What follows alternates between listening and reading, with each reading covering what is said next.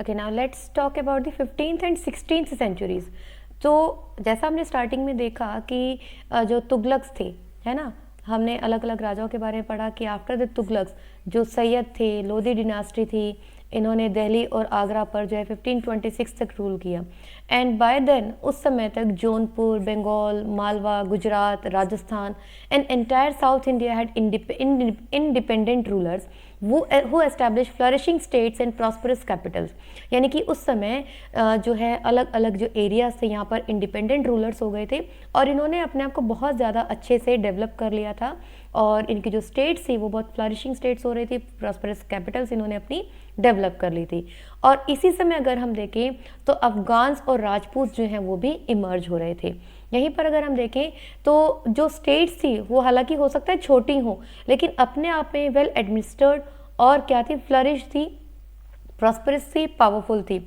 जैसे यहाँ पर अगर हम देखें एग्जाम्पल लें, some of the states establish in this period were small but powerful and extremely well administered. Sher Shah Suri started his career as the manager of a small territory for his uncle in Bihar. तो यहाँ पर example हम ले रहे हैं शेर शाह सूरी का, जिन्होंने बिहार में एक छोटे से एरिया के मैनेजर के तौर पर अपना जो है काम शुरू किया था, लेकिन धीरे धीरे अपने आप को एक्सपेंड करते हुए उन्होंने इतना अपने आप को पावरफुल बनाया कि उन्होंने मुगल एम्परर हुमायूं तक को चैलेंज कर दिया और दिल्ली पर अपना कब्जा जमाया और अपनी डिनास्टी को इस्टेब्लिश वहाँ पर किया। जो सूरी डिनास्टी थी उन्होंने केवल 15 साल, only 15 years they rule, but they introduce administration that borrowed elements from the Alauddin Khilji. यानी कि खिलजी के समय की जो एडमिनिस्ट्रेटिव पॉलिसीज थी, the Suri's adopted those policies, उनको थोड़ा सा और एफिशिएंट बनाकर, उनको थोड़ा और इम्प्रूव करके उन्होंने इन पॉलिसीज को अडेप्ट किया। Sher Shah's administration became the model followed by the great emperor Akbar. और जो शेर शाह का जो एडमिनिस्ट्रेशन मॉडल था वो आगे अकबर ने भी फॉलो किया। तो हम देख रहे हैं कि ये कहाँ से आया था, ये खिलजी से आया था। यानी कि खिलजी की जो एडमिनिस्ट्रेटिव पॉलिसीज थी वो बहुत अच्छी थी और धीरे धीरे उनको एक्सपेंड करते हुए, उनको एफिशिएंट बनाते हुए, उनको इम्प्रूव करते हुए आगे आने वाली जो डिनास्टीज थी उन्होंने भी इसको अडॉप्ट किया।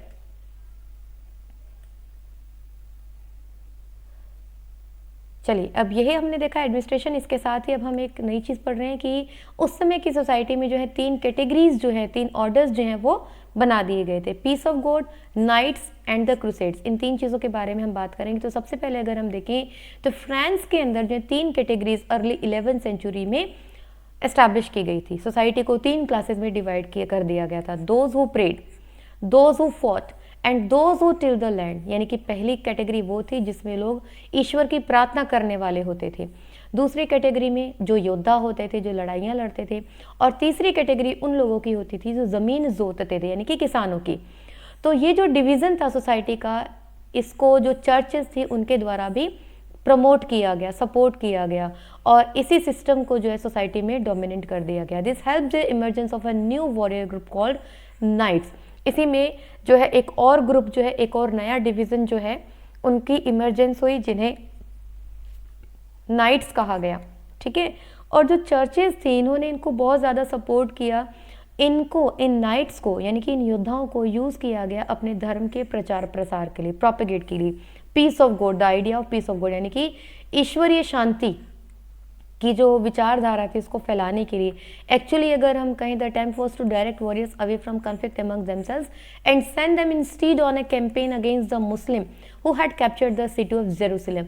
यानी कि प्रीवियस हिस्ट्री जो हम पढ़ते हैं उसमें हमने देखा था कि जो मुस्लिम थे इन्होंने जेरूसलम को कैप्चर कर लिया था, तो उन्हीं मुस्लिम के अगेंस्ट कैंपेन चलाने के लिए इन नाइट्स को जो है यूज़ किया गया, अपने ईसाई धर्म के प्रचार प्रसार के लिए इनको यूज़ किया गया। तो जो नाइट्स थे हालांकि पहले, यानी कि जब इनकी शुरुआत हुई थी तो ये नोबल बर्थ से नहीं थे।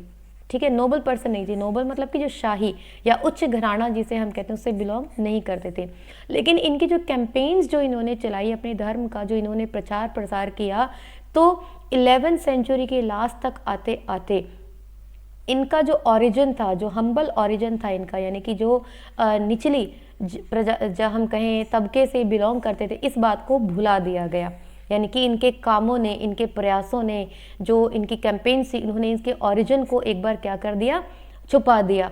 हालांकि 12th सेंचुरी तक आते आते इनका जो प्रभाव है वो इतना ज़्यादा हो गया कि जो नोबल पर्सन थे, यानी कि जो शाही लोग थे, वो भी अपने आप को क्या कहलवाना चाहते थे, नाइट्स ही कहलवाना चाहते थे, यानी कि अपने आप को नाइट्स की कैटेगरी में इन्वॉल्व करना चाहते थे। यानी कि इनका काम जो है वो इतना ज़्यादा जो है पसंद किया गया, कैंपेन्स जो इन्होंने चलाई अपने धर्म के प्रचार प्रसार के लिए।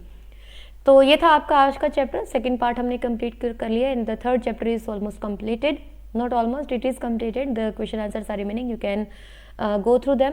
क्वेश्चन आंसर्स आप देख लीजिए और चैप्टर के बीच में भी अगर आपको कोई डाउट हो तो आप पूछ सकते हैं। I have cleared all the things. Any how if there is any doubt feel free to comment box में आप पोस्ट करें जो भी आपके डाउट्स हैं। Till then keep watching. अगले वीडियो में हम फिर से मिलेंगे नई क्लास में, नई वीडियो में, नए चैप्टर के साथ में। Till then keep watching, stay connected.